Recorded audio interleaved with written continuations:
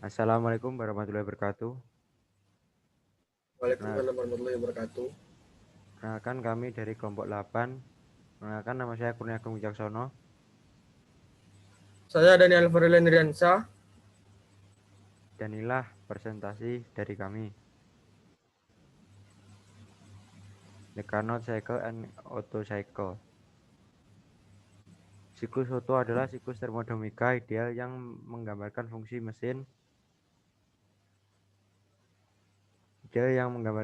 mesin piston pengapian percikan yang khas. Ini adalah siklus termodinamika yang paling umum ditemukan pada mesin mobil. Siklus Otto adalah deskripsi tentang apa yang terjadi pada massa gas karena mengalami perubahan tekanan, suhu, volume, penambahan panas, dan penghilangan panas. Massa gas yang mengalami perubahan tersebut disebut sistem. Sistem dalam hal ini didefinisikan sebagai fluida gas di dalam silinder dengan mendeskripsikan perubahan-perubahan yang terjadi di dalam sistem. Juga akan menggambarkan secara terbalik pengaruh sistem terhadap lingkungan dalam kasus lingkungan. Dalam kasus siklus Otto, efeknya adalah menghasilkan kerja jaringan yang cukup dari sistem untuk mendorong mobil dan penumpangnya ke lingkungan.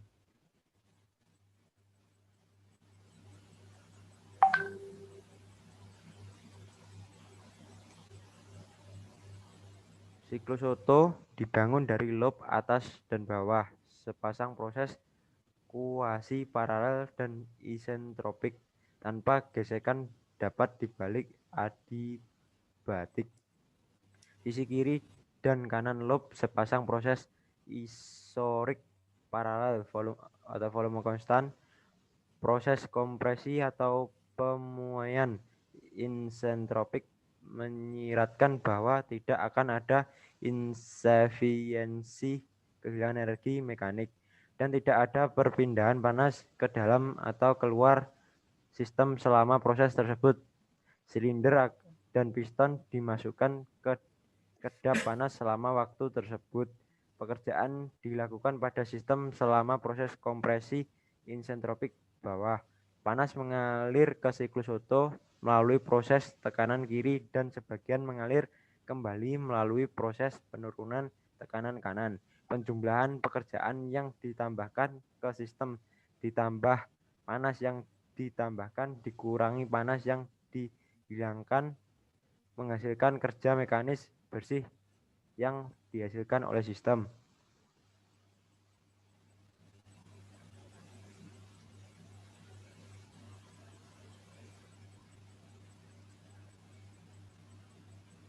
Prosesnya dijelaskan oleh 1.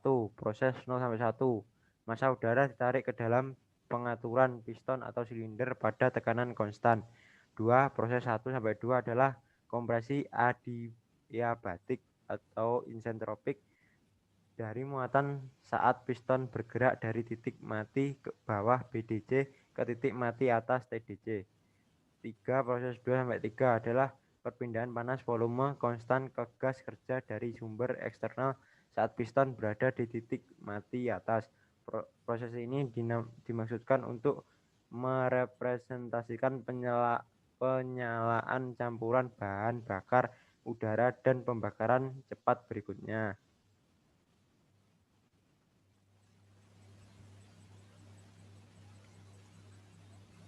Proses 3-4 merupakan ekspansi adiabatik atau isentropik power stroke.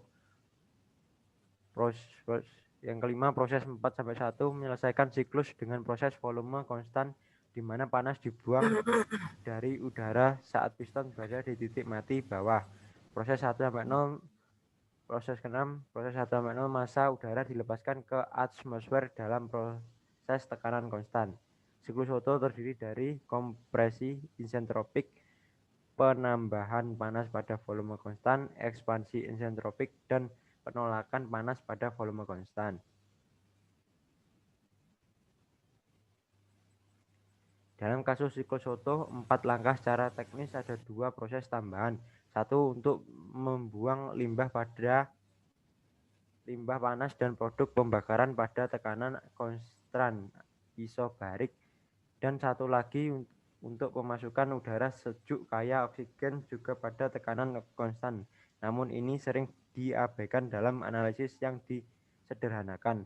Meskipun kedua proses tersebut sangat penting untuk berfungsi mesin nyata, di mana detail perpindahan panas dan kimia pembakaran relevan.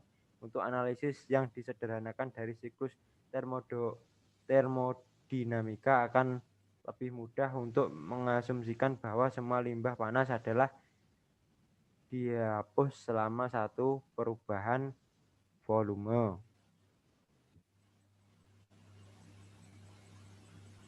Proses sistem didefinisikan sebagai massa udara yang ditarik dari atmosfer ke dalam silinder, dikompresi oleh piston, dipanaskan oleh pengapian percikan dari bahan bakar tambahan, dibiarkan mengembangkan saat mendorong piston, dan akhirnya habis kembali ke dalam suasana.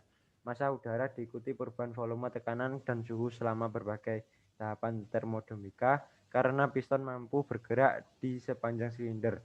Volume udara berubah sesuai posisinya di dalam silinder. Proses kompresi dan ekspansi yang diinduksi pada gas oleh pergerakan piston diidealkan sebagai reversibel, yaitu tidak ada pekerjaan berguna yang hilang melalui turbulensi atau gesekan, dan tidak akan panas yang ditransfer ke atau dari gas selama kedua proses tersebut. Energi ditambahkan ke udara melalui pembakaran bahan bakar.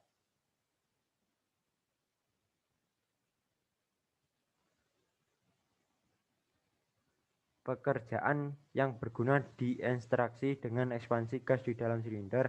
Setelah pemuaian selesai di silinder, sisa panas diinstruksi dan akhirnya gas dibuang ke lingkungan.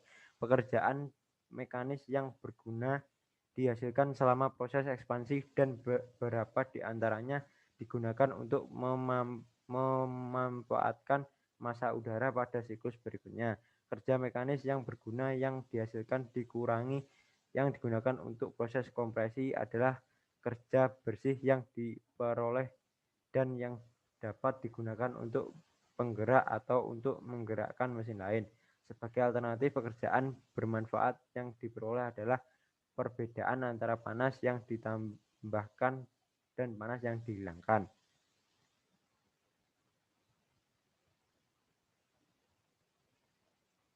Ya, ini berikut gambarannya, diagramnya.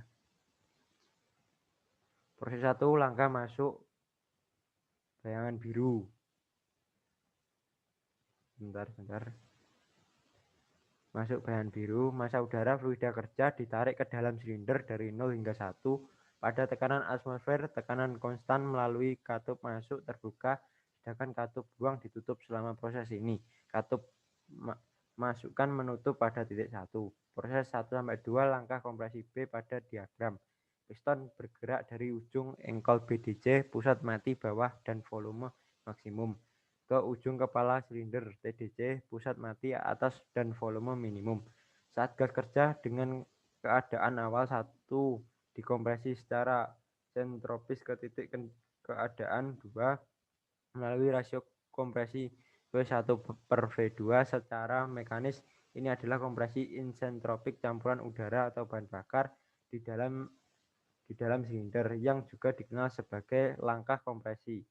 Proses isentropik ini mengasumsikan bahwa tidak ada energi mekanik yang hilang karena gesekan dan tidak ada panas yang ditransfer ke atau dari gas sehingga prosesnya dapat dibalik. Proses kompresi membutuhkan pekerjaan mekanis ditambah ke gas kerja, umumnya rasio kompresinya sekitar 9-10, 1 V/V2 untuk mesin biasa.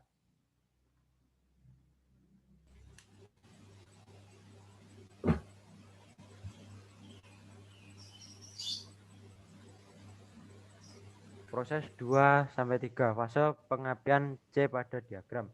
Piston diam sejenak di TDC selama momen ini yang dikenal sebagai fase penyalaan. Campuran udara atau bahan bakar tetap dalam volume kecil di bagian atas langkah kompresi. Panas ditambahkan ke fluida kerja melalui pembakaran bahan bakar yang diinjeksikan dengan volume pada dasarnya dipertahankan konstan. Tekanan naik dan rasio P3/P2 disebut rasio ledakan. Proses 3-4, langkah ekspansi D pada diagram. Tekanan tinggi yang meningkat memberikan gaya pada piston dan mendorongnya ke arah BDC.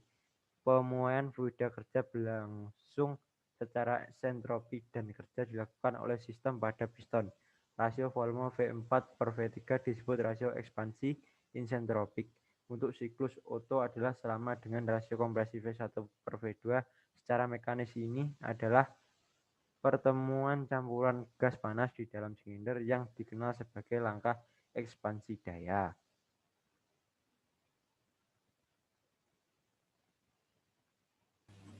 Proses 4-1, penolakan panas ideal A. Sebentar. Panas ideal A pada diagram. Piston diam sejenak di BDC. Tekanan gas bekerja turun secara instan dari titik 4 ke titik 1 selama proses volume konstan karena panas dipindahkan ke bak eksternal ideal yang disentuh dengan kepala silinder. Dalam mesin pembakaran internal modern, heat sink dapat berupa udara sekitar untuk mesin bertenaga rendah atau cairan yang bersirkulasi seperti pendingin. Gas telah kembali ke kondisi 1, proses 1-0, langkah buang. Katup buang terbuka di titik 1 saat piston bergerak dari BDC titik 1 ke TDC titik 0, sedangkan katup buang terbuka, campuran gas dibuang ke atmosfer dan proses dimulai lagi.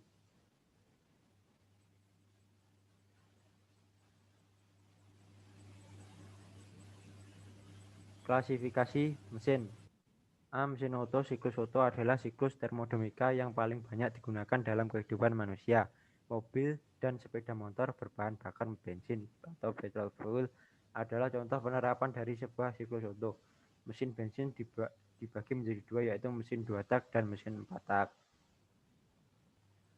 B. Mesin 2 tak adalah mesin yang memerlukan 2 kali gerakan piston naik turun untuk sekali pembakaran agar diperoleh tenaga. Mesin tersebut banyak digunakan pada motor kecil. Mesin 2 tak menghasilkan asap sebagai sisa pembakaran dari oli pelumas. Mesin 4 tak memerlukan 4 kali gerakan piston untuk sekali pembakaran. Pada motor-motor besar biasa menggunakan mesin 4 tak, akan tetapi sekarang banyak motor-motor kecil bermesin 4 tak. Mesin jenis ini sedikit menghasilkan sisa pembakaran karena bahan hanya bensin murni.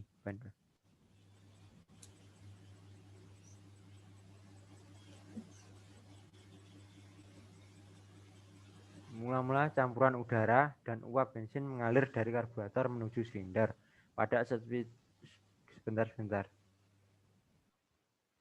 Mula-mula campuran udara dan uap bensin mengalir dari karburator menuju silinder. Pada saat piston bergerak ke bawah, langkah masukkan selanjutnya campuran udara dan uap bensin dalam silinder ditekan secara adiabatik ketika piston bergerak ke atas. Langkah kompresi atau penekanan. Karena ditekan secara adiabatik, maka suhu dan tekanan campuran meningkat. Pada saat yang sama, busi memercikan bunga api sehingga campuran udara dan uap bensin terbakar. Ketika terbakar, suhu dan tekanan gas semakin bertambah. Gas bersuhu tinggi dan bertekanan tinggi tersebut memuai terhadap piston dan mendorong piston ke bawah. Selanjutnya, gas yang terbakar dibuang melalui katup pembuangan dan dialirkan menuju pipa pembuangan. Katup masukkan terbuka lagi dan keempat langkah tersebut diulangi kembali.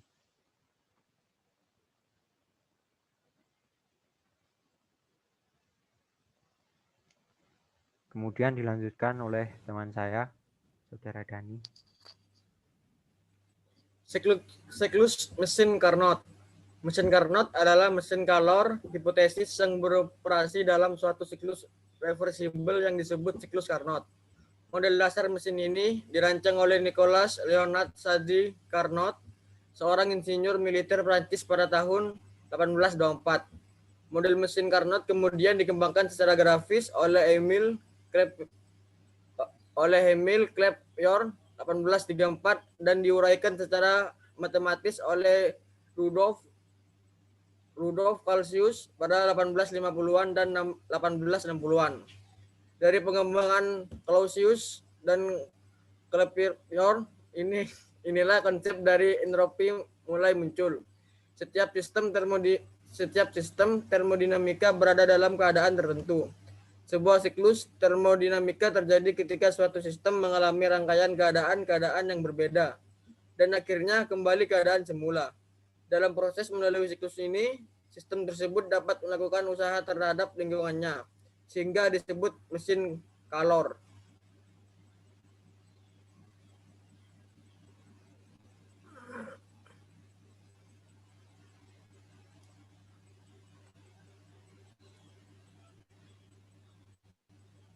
Sebuah mesin kalor bekerja dengan cara memindahkan energi dari daerah yang lebih panas ke daerah yang lebih dingin. Dan dalam prosesnya, mengubah sebagian energi menjadi usaha mekanis. Sistem yang bekerja sebaliknya, di mana gaya eksternal yang dikerjakan pada suatu mesin kalor dapat menyebabkan proses yang memindahkan energi panas dari daerah yang lebih dingin ke energi panas disebut mesin refrigerator. Pada diagram di samping yang diperoleh dari tulisan Sadi Carnot berjudul Pemikiran tentang Daya Penggerak dari Api atau Reflection sur la puissance motrice du, diilustrasikan ada dua benda A dan B yang temperaturnya dijaga selalu tetap, di mana A memiliki temperatur lebih tinggi daripada B. Kita dapat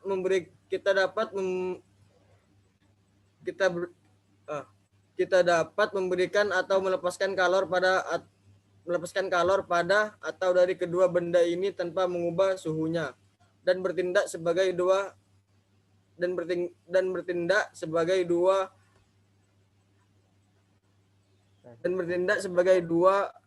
reservoir kalor. Carnot menyebut benda A tungku dan benda B kulkas. Carnot lalu menjelaskan bagaimana kita bisa memperoleh daya penggerak atau usaha dengan cara memindahkan sejumlah tertentu kalor dari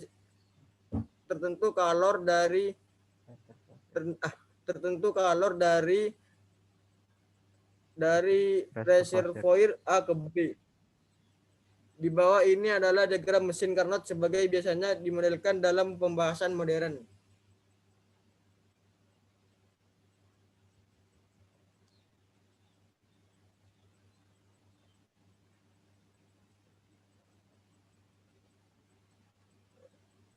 Kita bisa lihat dalam diagram tersebut, sistem fluida kerja dapat berupa benda fluida atau uap apapun yang dapat menerima dan memancarkan kalor Q. Untuk menghasilkan usaha, Carnot mengusulkan bahwa fluida ini dapat berupa zat apapun yang dapat mengalami ekspansi, seperti uap air, uap alkohol, uap raksasa, gas permanen, udara, dan lain-lain. Sekalipun begitu, pada tahun-tahun awal, mesin-mesin kalor biasanya memiliki beberapa konfigurasi khusus, yaitu QH disuplai oleh pendidih, di mana air dididihkan pada sebuah tungku. QC biasanya adalah aliran air dingin dalam bentuk embun yang terletak di berbagai bagian mesin. Usaha keluaran W biasanya adalah gerakan piston yang digunakan untuk memutar sebuah engkol, yang selanjutnya digunakan untuk memutar sebuah katrol. Penggunaannya biasanya untuk mengangkut air dari sebuah pertambangan garam. Carnot sendiri mendefinisikan usaha sebagai berat yang diangkat melalui sebuah ketinggian.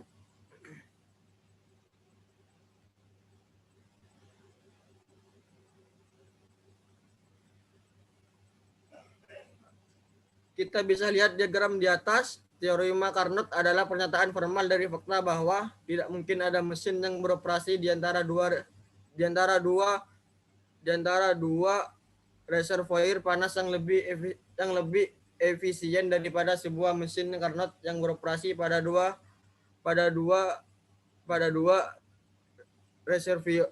reservoir yang sama. Artinya efisiensi maksimum yang dimungkinkan untuk sebuah mesin yang menggunakan temperatur tertentu diberikan oleh efisiensi mesin Carnot. Implikasi lain dari teorema Carnot adalah mesin reversible yang beroperasi antara dua reservoir panas yang sama memiliki efisiensi yang sama pula.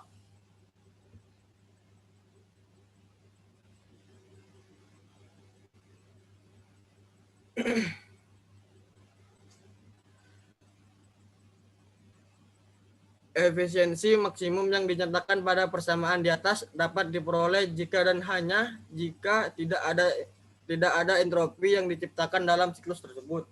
Jika ada, maka karena entropi adalah fungsi keadaan. Untuk membuang kelebihan entropi agar dapat kembali keadaan semula akan melibatkan pembuangan kalor ke lingkungan yang merupakan proses irreversible dan akan menyebabkan turunnya efisiensi. Jadi persamaan di atas hanya memberikan efisiensi dari sebuah mesin kalor reversible. Penerapan dalam kehidupan. Kita bisa melihat mesin uap, mesin diesel, mesin bensin dalam mobil, alkohol, uap, kulkas air, dan pertambangan garam.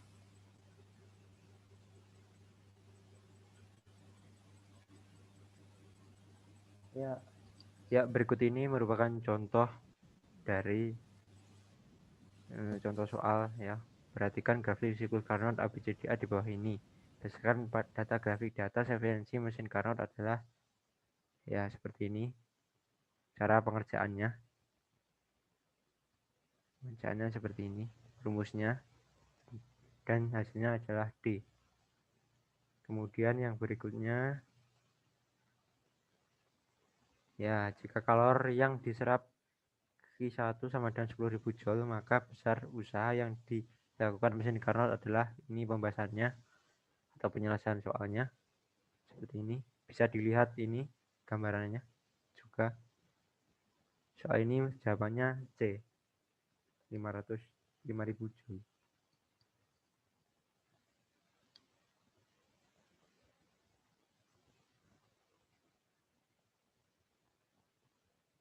Ya. Siklus Otto bekerja dengan rasio kompresi 8,5 pada tekanan dan temperatur awal P1 sama dengan 1000 kPa dan T1 sama dengan 300 K. Penambahan panas 1400 kJ per kg tentukan. Ya, ini kerja neto siklus kJ udara, efisiensi termosiklus mesin. Ya, ini prosesnya seperti ini, proses 1 sampai 2. Ya, ini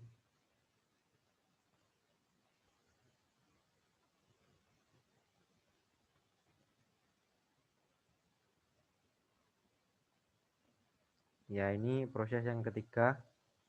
Ini proses yang keempat seperti ini.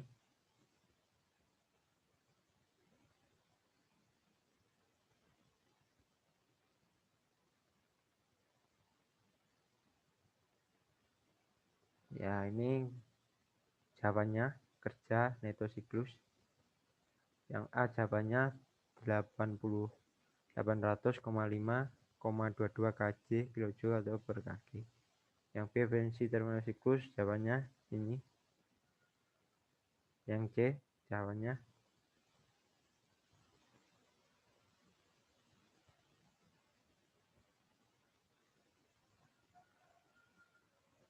dan ini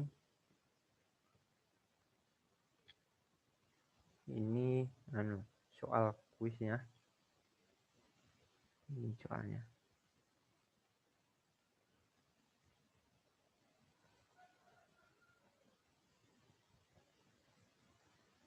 Ya, cukup sampai di sini dulu presentasi dari kami. Mohon maaf ada kurang lebihnya, kami mohon maaf sebesar-besarnya. Akhirul kalam, wassalamualaikum warahmatullahi wabarakatuh. Assalamualaikum warahmatullahi wabarakatuh.